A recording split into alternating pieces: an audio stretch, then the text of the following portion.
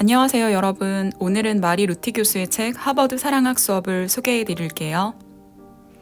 이 책은 마리 교수가 하버드대에서 진행한 사랑에 대한 강의를 책으로 출간한 건데요. 강의 기간 3년 동안 하버드대생들에게 폭발적인 호응을 얻은 최고의 인기 교양 강의였다고 합니다. 지금 사랑 때문에 불안하거나 상처받을까봐 걱정하시는 분들에게는 많은 도움이 될 내용이라고 생각합니다. 그럼 지금 책 내용 일부 읽어드릴게요. 우리는 사랑을 관리하는 법을 배울 게 아니라 사랑이 본래 관리가 불가능하다는 사실을 배워야 할 것입니다. 사랑을 길들이려 할수록 오히려 더 무기력해질 수 있다는 사실을 생각해 봐야 합니다. 여자가 구사할 수 있는 최고의 전략은 남자에게 상처받지 않은 척하는 것이라고 합니다. 나에게는 선택의 폭이 아주 넓으니 너 따위를 잃어봤자 나는 아무런 타격도 받지 않는다는 인상을 심어주는 것이 가장 영리한 전략이라는 겁니다. 하지만 여러분이 품은 감정에 겁을 집어먹을 남자를 왜 만나야 하는 거죠? 물론 그렇다고 감정을 다 드러내 보이라는 것은 아닙니다. 어느 정도 감정을 절제하는 것은 관계의 초기에는 도움이 되니까요. 처음부터 너무 감정에 치우친 사람으로 보일 필요는 없습니다. 하지만 그를 피해 다닐 때만 나를 원하는 남자라면 무슨 재미로 그를 사귄단 말인가요? 감히 단언컨대 괜찮은 남자들은 자신의 독특한 개성을 일궈온 여성과 시간을 보내고 싶어 합니다. 여러분이 한심한 멘트로 작업을 걸어오는 남자를 싫어한다면 남자들도 판에 박힌 조언에 따라 행동하는 여자를 반기지 않을 가능성이 높습니다. 자신의 행동을 자제할수록 괜찮은 남자를 매혹시킬 가능성은 점점 더 줄어듭니다. 사랑은 여러분만의 독특한 어떤 면을 쫓는 것이기 때문입니다. 사랑은 인간을 고유하고 유일무이하게 만드는 면 속으로 파고듭니다. 우리는 주변 사람들에게 반응하며 진화합니다. 우리가 만나는 모든 사람이 우리 인생을 변화시키지만 깊이 사랑하는 사람만큼 나를 크게 변화시키는 이는 없습니다. 때문에 우리 삶으로 초대할 남자는 우리가 창의적인 방향으로 성장하는 데 도움이 되는 사람이어야 합니다. 밀당 전략은 이들이 여러분을 대상화하도록 만들 뿐입니다. 나는 새로운 관계를 시작할 때마다 일부러 평소보다 더 많은 시간을 그 남자에게 내주고 그가 어떻게 나오는지를 지켜봅니다. 남자가 뒷걸음질 친다면 3가지 이유 중 하나일 것입니다. 남자가 나에게 그다지 관심이 없거나 여자를 쫓아다녀야 남자답다고 느끼거나 아니면 나와는 상관없는 판타지를 찾아 헤매는 자아도취형 남자일 것입니다. 나는 이들 중 그 어떤 남자에게도 관심이 없습니다. 이런 남자를 잃는다 해도 큰 손해는 아닙니다. 살면서 사람들과 관계를 맺을 때 많은 것이 이런 기대치 혹은 정서적인 시나리오에 좌우됩니다. 내가 사랑과 존중을 기대한다면 사랑과 존중을 끌어당길 기회가 많습니다. 좌절과 환멸을 예측한다면 좌절과 환멸을 만날 가능성이 높습니다. 예언이 스스로 실현된다고들 하잖아요. 다만 이런 예언들은 무의식적이어서 우리는 그 존재에 대해 완전히 인식하지 못할 때가 많습니다. 우리가 연애에 대해 의식적으로 생각하는 바는 우리가 무의식적으로 생각하는 것과 다를 수도 있습니다. 예를 들면 내 의식은 나를 사랑스럽다고 말할지 몰라도 무의식은 그렇지 않다고 우길 수 있습니다. 사랑은 어쩌면 행복을 얻기에는 가장 효과가 떨어지는 방법인지도 모르겠습니다. 사랑이란 그 무엇보다 우리를 행복하게 만들지만 사랑을 시작하면 불행해질지도 모른다는 위험을 감수해야 합니다. 그것이 사랑의 딜레마입니다. 사랑은 겁쟁이들을 위한 게 아닙니다. 그저 구경만 하면서 머뭇거리는 사람들을 위한 것도 아닙니다.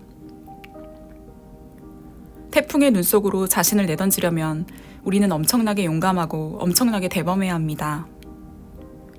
의중을 알 수 없는 연인의 품에 안기는 위험을 감수하려면 상처 입은 마음을 추스를 힘이 내게 있다는 걸 믿어야 합니다. 어떤 의미에서 열정은 유연한 사람들을 위한 겁니다.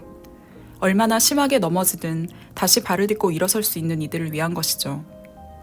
사랑에 한번 실망했다고 해서 자신이 돌이킬 수 없을 만큼 피폐해지진 않을 거라는 확신이 있는 사람들을 위한 것입니다. 때로는 거대한 사랑과 그에 따른 거대한 실패가 근근히 맥을 이어가는 사랑보다 더 찬란하다는 걸 알고 있는 이들을 위한 것입니다. 동전을 던질 때 우리는 앞면이 나올지 뒷면이 나올지 전혀 예측할 수 없습니다. 더 끔찍한 건 누군가 뒷면만 있는 가짜 동전을 무더기로 시장에 풀어놨다는 사실이죠. 이런 동전을 만나면 우리의 승률은 제로입니다. 언제나 동전의 뒷면만 나올 테니까요. 그것이 가짜 동전인지 미리 알 수 있는 방법은 없습니다. 동전은 너무나 정밀하게 위조돼서 꼭 진짜처럼 보이니까요. 가짜 동전과 진짜 동전을 구별할 수 있는 유일한 방법은 동전을 하늘 높이 던져보는 것뿐입니다. 두 동전 모두 뒷면이 나올 수도 있지만 진짜 배기는 실패라 하더라도 인생을 풍요롭게 만듭니다. 더 성공적인 사랑도 있고 덜 성공적인 사랑도 있지만 인생을 진정으로 바꾸는 사랑이라면 그것은 결코 가짜일 수 없습니다. 그런 사랑은 잃고 난 뒤에도 길이 광채가 남습니다. 이 강의에서 여러분이 꼭 한 가지 얻어가기를 바라는 게 있다면 그것은 연애의 과정은 통제가 불가능하다는 사실입니다. 나는 사랑에 자신을 던지라고 말하면서 사랑은 너무 복잡하기 때문에 사랑에 접근하는 방법은 간단해야 한다고 강조했습니다. 우리가 할 수 있는 최선은 사랑 안으로 뚜벅뚜벅 걸어 들어가 사랑에 항복하고 사랑을 몸소 경험하고 결과가 어찌됐든 사랑으로부터 배우는 것입니다. 열정의 최종 운명에 관해서는 우리가 할 수 있는 일이 별로 없죠. 상대가 우리를 사랑하게 만들 순 없습니다. 미래를 약속해달라거나 자고 가라고 강요할 수 없습니다.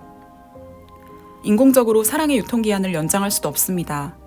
사랑은 냉동시킬 수도 다시 데울 수도 없습니다. 사랑은 끝났으면 끝난 것입니다. 피할 수 없는 것을 피하려는 모든 노력은 우리를 좌절시킬 뿐입니다. 일어날 일은 언제고 일어나게 마련이라는 걸 받아들이는 게 최선입니다. 연애의 운명에 맞서서 얻을 수 있는 것은 별로 없습니다. 사랑을 통제하려고 하는 이유는 대개 상처를 피하기 위해서입니다. 충분히 이해할 만하죠. 고통을 예방하기 위해서라면 우리는 할 수 있는 모든 일을 다 하게 되잖아요. 하지만 슬프게도 우리는 고통을 미리 막을 수 없습니다. 어찌 보면 우리의 최대 실수는 신뢰할 수 없는 일에 안전을 기대하는 것입니다. 사랑이 모순 덩어리라는 걸 기정사실로 받아들이면 차라리 마음이 편할지도 모르겠습니다. 그렇다고 모든 사랑에 일관성이 없다는 뜻은 아닙니다. 어떤 이들은 반전 없이 오랫동안 관계를 잘 유지하기도 합니다. 하지만 어떤 관계는 특별한 이유 없이 틀어지기도 합니다. 설명할 길 없이 욕망이 그냥 죽어버리기도 하고 상대방이 갑자기 뒤로 물러서기도 하며 우리가 난데없이 자유를 갈망할 수도 있습니다. 표면적으로는 모든 것이 좋아 보이는데 연애가 막을 내리는 경우도 있습니다. 상대방이 내 자유를 전혀 제한하지 않았는데도 답답함을 느낄 수 있습니다. 남자가 여러분을 사랑하면서도 그냥 달아나야 한다고 느낄 수도 있습니다. 그렇다면 관계가 영원하기를 바라는 사람들은 무척 힘들어할 테고 반대로 기복이 있을 수 있다고 생각하는 사람들은 내려놓기가 쉬울 것입니다. 나는 지속되는 사랑이 예외이고 상실이 일반적인 거라고 말했습니다. 사랑이라는 직물은 처음부터 상실이라는 실로 짠 것입니다. 사실 사랑이 그토록 소중한 건 사랑이 본 뒤 불확실하기 때문입니다. 사랑을 언제라도 이룰 수 있음을 알기에 사랑을 고귀하게 생각하는 것입니다. 인생에서 가장 아낄 만한 건 모두 찰나의 것들입니다. 들판의 야생화가 아름다운 것도 잠시 피었다 지기 때문입니다. 이 점을 이해하면 사랑의 균열을 견디는 게 훨씬 쉬워져요. 열정이 지속되는 동안 열정을 더욱 소중히 여기게 되고 사랑이 완전히 끝났을 때도 그리 놀라지 않게 됩니다. 준비도 못한 채 사랑하는 이를 떠나보내는 건 무척 힘든 일입니다. 하지만 사랑은 본질적으로 한시적이라는 걸 받아들이면 이 일이 한결 쉬워질 수도 있습니다. 적어도 통제할 수 없는 일들에 대해 자신을 탓하지는 않겠죠. 우리가 뭘 잘못하지 않았어도 사랑이 소멸할 수도 있다는 점을 잊지 말아야 합니다. 사랑의 불투명성을 견디려면 모른다는 사실에 대한 인내심이 필요합니다. 이 인내심은 종종 열정을 되살려줍니다. 사랑하는 연인들이 둘 사이에 불가해한 공간이 있다는 점을 존중한다면 서로의 주권은 보호받게 됩니다. 그 결과 두 사람은 관계를 재충전하는 데 필요한 새로운 에너지를 얻게 됩니다. 이로써 이들은 다시 생기 있는 관계를 유지할 수 있습니다. 이 책의 주장을 요약해보면 이렇습니다. 여유를 가지고 사랑하라. 밀당 게임 따위는 집어치우고 모든 위험을 기꺼이 감수하라.